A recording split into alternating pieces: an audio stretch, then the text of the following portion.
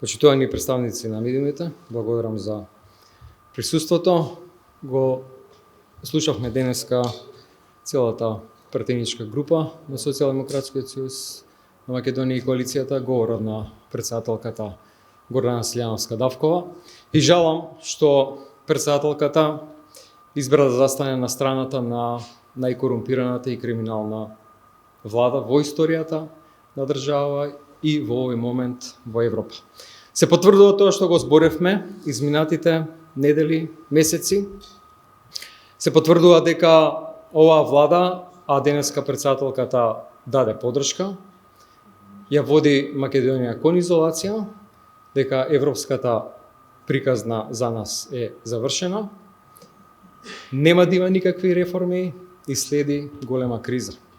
Жалам што претседателката не застана на страната на мнозинството граѓани кои сакаат оваа земја да видат интегрирана целосно во Европа.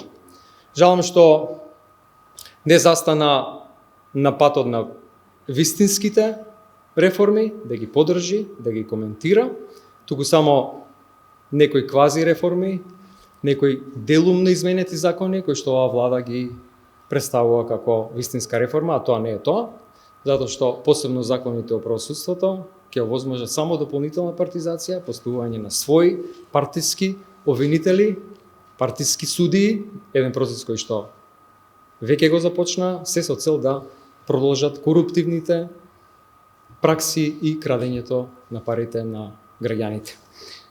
Сакам да ги известам сите граѓани дека сметам дека следи голема криза, поскапува цената на електричната енергија, со поскапувањето на струјата ќе поскапи се. Гледаме дека нема договор за раст на платите. Преговорите во рамките на социјалниот совет помеѓу владата и синдикатите практично не дадоа никаков резултат. Нема да има поголеми плати во ниту еден сектор, ниту за работниците, ниту пак во образованието, ниту здравството, нема да има никакво поместување во делот на социјалните трансфери, користењето на фондовите од страна на најзагрозените наши категории на граѓани. Огромен проблем со буџетот, дупка од милиарда евра, кој што очигледно дека ќе се пополни со нови задолжувања кои што следат следната година. Очигледно еден дел од нив поврзани за проектот Мигранти за пари, кој што слушнавме дека претседателката воопшто во ниту еден момент не демантираше дека ќе се случи. Огромни проблеми во земјоделството со губењето на над 100 милиони евра од ИПАРД програмата поради коруптивните пракси. Европа го запира финансирањето на нашите земјоделци. Огромен број на семејства остануваат без дополнителна финансиска поддршка.